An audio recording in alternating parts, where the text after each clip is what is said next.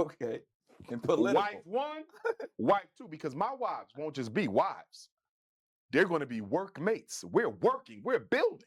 So this ain't just let's just go to the honeymoon and let's go to the vacation. No, we got to serve the people. Well, why not 3 or 4? Because I will not be able to be emotionally available to 3 or 4 the way that they deserve. And so I'm not going to put those women So in how that can you say that situation with 2? The same way with 2. because 2 ain't difficult at all. And since there's very few heterosexual males who don't have at least 2 queens, I mean, that's just the reality of the world we live in. Dr. I'm Umar being said it, not me. honest. I'm being honest. Some men, they can do one wife. Very few alpha males have one woman. Mm. I'm not sure if I ever met a man who had just one woman, right? But I'm not going beyond 2. 2 is enough. I need to stay focused, and they need to hold me down. I'm good with 2 queens. I don't need more than So that. all of that. Honestly, I understand where he's coming from. He's saying maybe he means by nature that men want more than one woman. But let's be honest. Very few men can handle to have more than one woman. Because we talk about especially in a marriage setting. Now, if a guy is sneaky with this woman here and they're dating, sure. But when it comes to like having kids and marriage and long term, very few men in this world can handle being with more than one woman. Reason being, it takes lots of provision, lots of resources, lots of emotional stability, strength, because you're gonna have to deal with them telling you their problems, crying here and there, them being jealous of each other, and then you have to calm them down. Men struggle to be with one woman, and you think they're going to be able to handle 2 women for long term with kids involved and having to pay bills for probably 2 households. Very few men are going to be able to pull it off. Very few guys are going to be like Elon Musk, and that's because he has the resources. That's why he can have all those 8 7 baby mamas with now 14 kids. But I understand where it's coming from, but I have a feeling some guys may take this message the wrong way and feel like this is a green light from Dr. Umar because he has a voice in the black community to actually go on and have multiple women. Because I can guarantee you, even if he usually talks to black women, they didn't like this. If you guys have seen reactions on social media, they didn't like this. They like everything he says, marry black queens, black queen or forever, blah, blah. But they don't like the fact that he's telling men to have more than one woman. That stuff that you just taught me in these past 2 sessions about me not being emotionally available and how you No, I will be emotionally available to my wives. I will be. Absolutely. to both of them. Both of them. So why can't I be emotionally available You to got 30. You got that. He compared a dozen. I have 2. So yeah, Nick has lots of women, lots of kids. But again, it goes back to the fact that he has the resources. Usually the resources are the biggest equalizer for any man who wants to be able to have multiple women, because most women will look the other way if a guy has the money. Let's just be honest. Let's call a spade what it is. because we've been talking about our individual lives. Yes, sir. But let's take it, to the black man in general. Yes, sir. And his place in society, because this is even where a lot of the issues that I feel and have grown and struggled with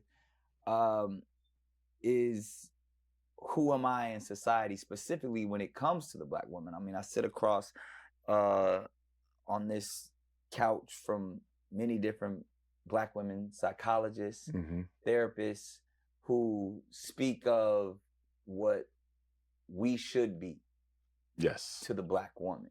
And I know I fall short, oftentimes. I've sat here and apologized to multiple times to the black woman, based off of knowing, and like you said, whether I have abandonment issues, whether I run, whether there's an empty space in me, that I've said I'm the low functioning one. I'm not enough, whether it's my own traumas, whether it's the makeup in, my upbringing, whatever it is, I know that I have yet in society's measurement measured up to being the black man that I should be for our queens. Okay.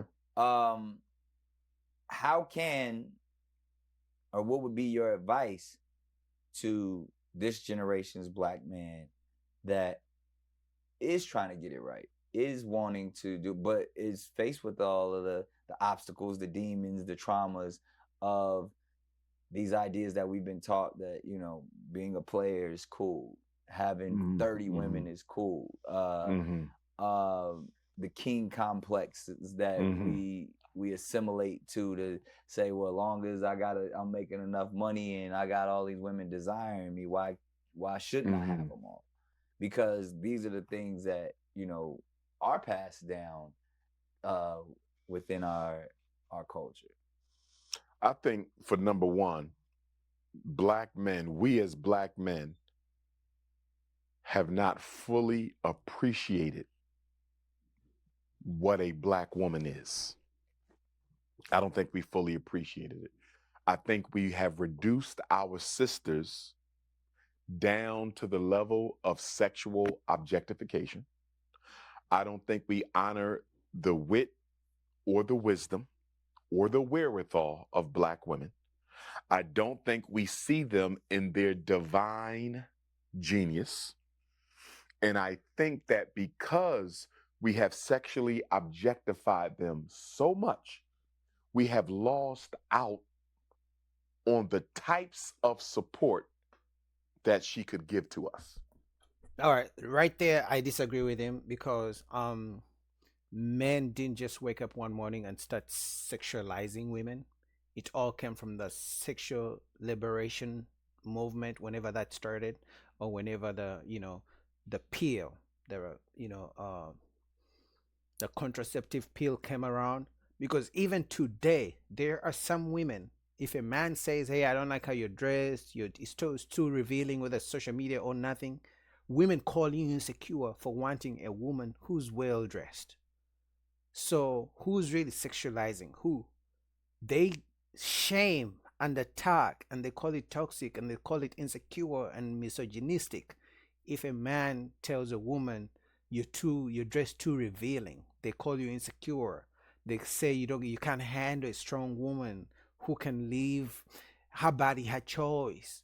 So he seems to be out of touch with what's going on ground, which I understand. He likes to cater to the black woman, to pander, because that's how he gets his money. But for him to say men just sexualize women and women don't like it and this and that, I disagree.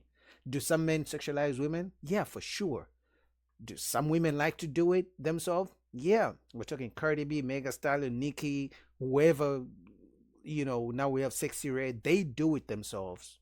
And they teach their daughters to do the same thing.